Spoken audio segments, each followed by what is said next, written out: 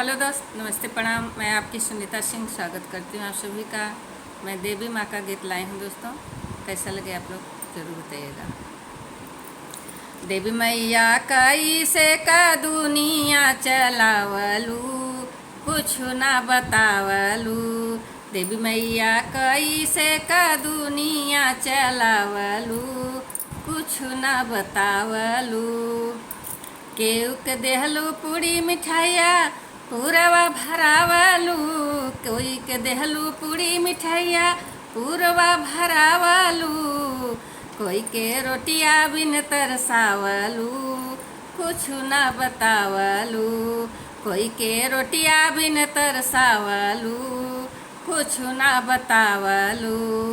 देवी मैया कैसे का दुनिया चलावलू, कुछ ना बतावलू। केहू के देहलू गेरुआ गिलासी बीरावा जोरावलू, केहू के देहलू गेरुआ गिलासी बीरावा जोरावलू। कोई के एक बूंद पनिया बिन तरसावलू, कुछ ना बतावलू। कोई के एक बूंद पनिया बिन तरसावलू, कुछ ना बतावलू।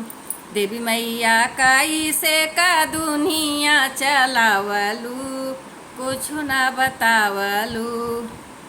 कोई के देहलू बेटी बेटा बंद करवावेला, कोई के देहलू बेटी बेटा बंद करवावेला। कोई के ललना बिन तरसावलू, कुछ ना बतावलू। कोई के ललना बिन तरसावलू, कुछ ना बतावलू।